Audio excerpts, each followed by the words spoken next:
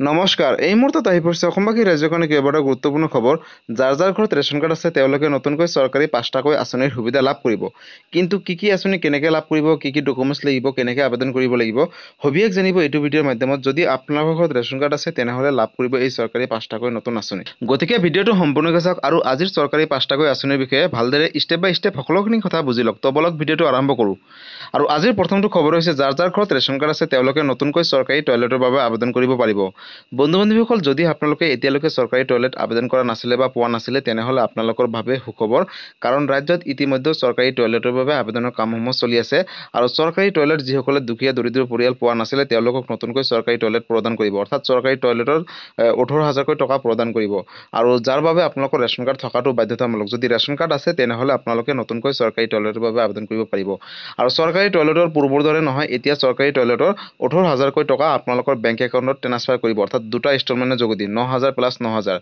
যিসকলে পূৰ্বতে আবেদন কৰিছিলে তেওঁলোকৰ 9000 প্লাস 9000 দুটা ইনষ্টলমেণ্টত তেওঁলোকে 18000 টকা লাভ কৰিছে কিন্তু পুনৰ নতুনকৈ চৰকাৰী টয়লেটৰ বাবে আবেদনৰ কামসমূহ চলি আছে গতিকে যিসকল যোগ্য হ'ব তেওঁলোকে নতুনকৈ চৰকাৰী টয়লেটৰ 18000 টকা লাভ কৰিব তাৰ বাবে আপোনালোকৰ ৰেচন কাৰ্ড জৰুৰী হ'ব অৰ্থাৎ বাধ্যতামূলক গতিকে বন্ধু-বান্ধৱীসকল আপোনালোকে পলম নকৰি অতি শীঘ্ৰে আপোনালোকৰ ওচৰ চুবুৰীয়া CHC চেণ্টাৰত গৈ আপোনালোকে আজিয়ে চৰকাৰী টয়লেটৰ বাবে আবেদন কৰক আৰু তাৰ পৰা আপোনালোকক এখন ফৰ্ম দিব আৰু সেই ফৰ্মখন লৈ আপোনালোকৰ নিজৰ নথিপত্ৰসমূহৰ লগত আপোনালোকে গাঁও পঞ্চায়তত জমা দিব আৰু আপোনালোকক অতি শীঘ্ৰে প্ৰথম কিস্তিত 9000 টকা প্ৰেৰণ কৰিব ৰাজ্য চৰকাৰে অৰ্থাৎ যিসকলে টয়লেটৰ বাবে আবেদন কৰিব তেওঁলোকক প্ৰথম কিস্তিত 9000 দিব আৰু সেকেন্ড কিস্তিত 9000 দিব অৰ্থাৎ টোটেল দিব 18000 টকা গতিকে যিসকলে যোগ্য হ'ব তেওঁলোকে এই ধন লাভ কৰিব কিন্তু আবেদন কৰিব হলে আপোনালোকৰ Aadhaar card voter card bank account আৰু ফটো মোবাইল নম্বৰ এইখিনি ডকুমেণ্টছ বা নথিপত্ৰ থাকিলে আপোনালোকে নতুনকৈ চৰকাৰী টয়লেট আবেদন কৰিব পাৰিব আৰু আজি আবেদন কৰক পলম নকৰি ইতিমধ্যে আবেদনৰ কামসমূহ চলি আছে আৰু যদি চৰকাৰী টয়লেটৰ কিবা সুধিবলগীয়া আছে আপোনালোকে মোক কমেন্ট কৰিব মই নিশ্চয় ৰিপ্লাই দিবলৈ চেষ্টা কৰিম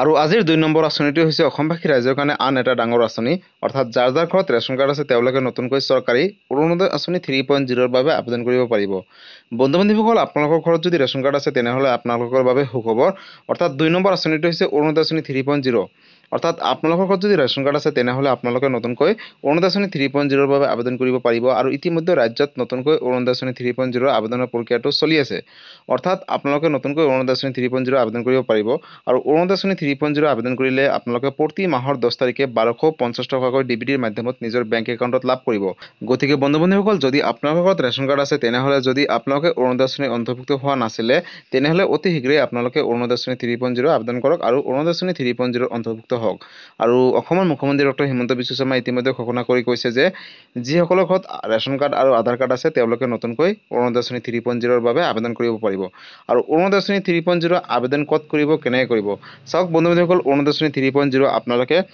নিজৰ ব্লকৰ যোগেদি অথবা আপোনালোকে ডিসি কোডৰ যোগেদি নতুনকৈ অৰুণোদয় আঁচনি 3.0 আবেদন কৰিব লাগিব যেহেতু বৰ্তমান গাঁও পঞ্চায়তৰ কোনো ধৰণৰ মেম্বাৰ ওয়াৰ্ড মেম্বাৰ প্ৰেসিডেন্ট কোনো বৰ্তমান দায়িত্বত নাই গতিকে আপোনালোকে ডিসি কোডৰ যোগেদি নহলে ব্লকৰ জৰিয়তে নতুনকৈ অৰুণোদয় আঁচনি 3.0 আবেদন কৰিব লাগিব আৰু অৰুণোদয় আঁচনি 3.0 আবেদন কৰিব হলে আপোনালোকৰ আধাৰ কাৰ্ড ৰেচন কাৰ্ড থকাটো বাধ্যতামূলক তাৰ উপৰি বেংক একাউণ্ট নিজৰ যিকোনো এটা আইডি প্ৰুফ অৰ্থাৎ এছ প্ৰুফ লাগিব আৰু অসমৰ স্থায়ী বাসিন্দা হ'ব লাগিব আৰু লগতে ইনকাম সাৰ্টিফিকেট থাকিব লাগিব ফটো থাকিব লাগিব মোবাইল নম্বৰ লাগিব আৰু এই সবিশেষ ডকুমেণ্ট যদি আছে তেনেহলে আপোনালোকে নতুনকৈ অৰুণোদয় আঁচনি 3.0 আবেদন কৰিব পাৰিব আৰু অতি শীঘ্ৰে আপোনালোকে ডিসি কোডৰ লগত যোগাযোগ কৰক অথবা আপোনালোকৰ ব্লকৰ লগত যোগাযোগ কৰি নতুনকৈ অৰুণোদয় আঁচনি 3.0 আবেদন কৰক যদি আপোনালোকৰ ঘৰত নিজৰ ডকুমেণ্টছখিনি ৰেডি হৈ আছে গতিকে বন্ধু-বান্ধৱীসকল অৰুণোদয় আঁচনি 3.0 লৈ যদি কিবা সুধিবলগীয়া আছে আপোনালোকে মোক কমেন্ট কৰিব মই নিশ্চয় ৰিপ্লাই দিবলৈ চেষ্টা কৰিম আৰু আজিৰ 3 নম্বৰ আঁচনিটো হৈছে যাৰ ঘৰত ৰেচন কাৰ্ড আছে তেওঁলোকে নতুনকৈ চৰকাৰী PMAYG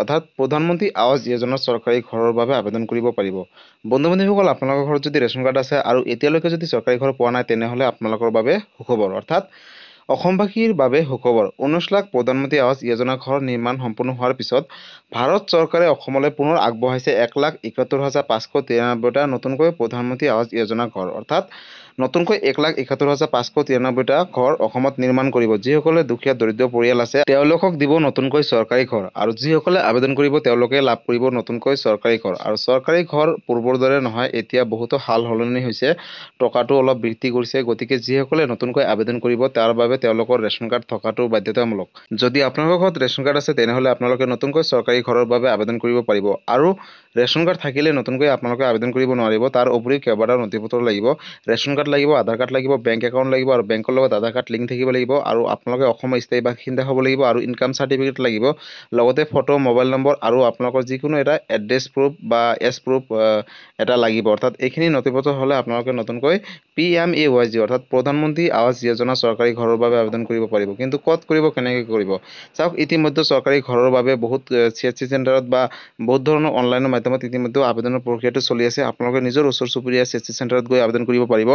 নহ'লে আপোনালোকে গাঁও পঞ্চায়তত যোগাযোগ কৰিব। বৰ্তমান যিয়ে দায়িত্বত আছে, গাঁও পঞ্চায়তৰ গোটেইখিনি দায়িত্বত আছে, তেওঁক ক'ব আৰু তেওঁৰ পৰাই ফৰ্ম সংগ্ৰহ কৰি আপোনালোকে নিৰ্ধাৰিত সময়ৰ ভিতৰত জমা দিব আৰু নতুনকৈ চৰকাৰী ঘৰ লাভ কৰিব। আৰু মুখ্যমন্ত্ৰী ডক্টৰ হিমন্ত বিশ্ব শৰ্মাই ইতিমধ্যে ঘোষণা কৰিছে, অসমৰ যিসকল দুখীয়া দৰিদ্ৰ পৰিয়াল আছে তেওঁলোকে যদি চৰকাৰী ঘৰ পোৱা নাই তেনেহ'লে তেওঁলোকে আবেদন কৰিলে হ'ল আৰু তেওঁলোকে যোগ্য নিৰ্বাচিত হ'লে তেওঁলোকক নতুনকৈ চৰকাৰী ঘৰ দিয়া হ'ব বুলি ইতিমধ্যে ঘোষণা কৰিছে। গতিকে চৰকাৰী ঘৰক লৈ এইটো এটা ডাঙৰ আপডেট আছিলে। যদি চৰকাৰী ঘৰক লৈ কিবা সুধিবলগীয়া আছে আপোনালোকে মোক কমেণ্ট কৰিব, মই নিশ্চয় ৰিপ্লাই দিবলৈ চেষ্টা কৰিম।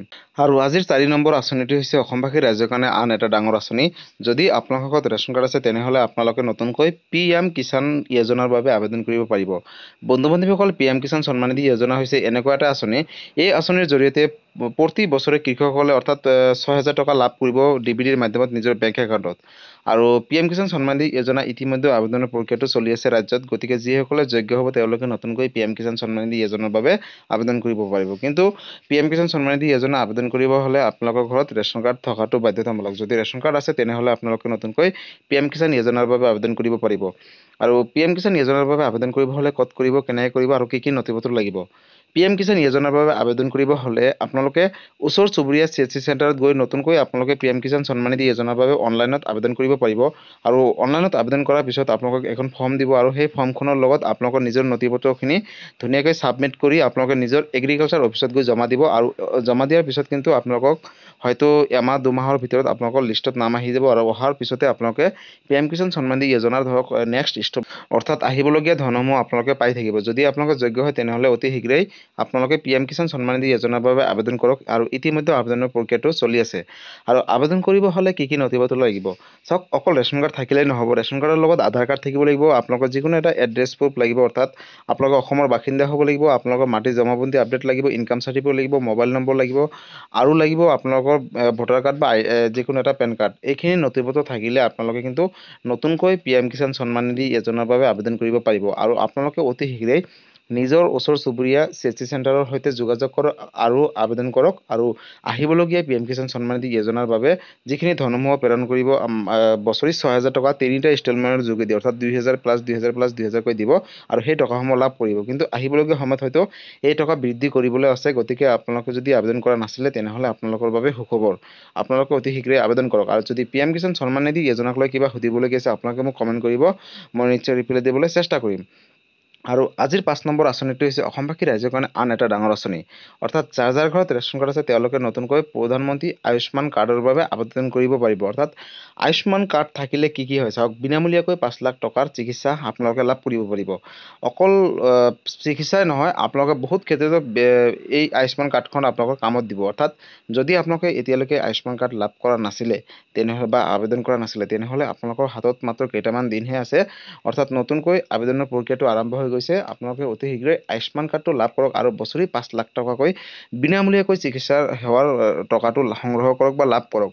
যদি আপোনালোকৰ কিবা এটা ডাঙৰ বেমাৰ হৈছে তেনেহ'লে যদি পইচাৰ দৰকাৰ হৈছে তেনেহ'লে আপোনালোকে আয়ুষ্মান কাৰ্ড পোনপথে আবেদন কৰিব লাগিব। আৰু আয়ুষ্মান কাৰ্ড আবেদন কৰিব হ'লে কিন্তু ৰেচন কাৰ্ড লাগিবই। যদি ৰেচন কাৰ্ড আছে তেনেহ'লে আপোনালোকে আয়ুষ্মান কাৰ্ড আবেদন কৰিব পাৰিব। আৰু আয়ুষ্মান কাৰ্ড আবেদন কৰাৰ পিছত কিন্তু আপোনালোকক হয়তো 1 সপ্তাহ বা 2 সপ্তাহ এটা নিৰ্ধাৰিত সময় বা এদিনৰ ভিতৰতো হয়তো দি দিব পাৰে।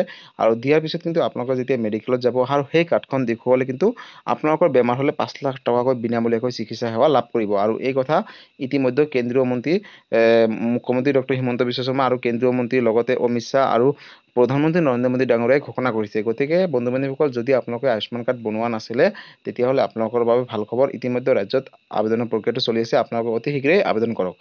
গতিকে আয়ুষ্মান কাৰ্ডক লৈ কিবা সুধিবলগীয়া থাকিলে আপোনালোকে মোক কমেণ্ট কৰিব, মই নিশ্চয় ৰিপ্লাই দিবলৈ চেষ্টা কৰিম। গতিকে বন্ধু বান্ধৱীসকল, আজি আছিলে এইটো এটা ইনফৰ্মেটিভ ভিডিঅ' আৰু গুৰুত্বপূৰ্ণ খবৰ।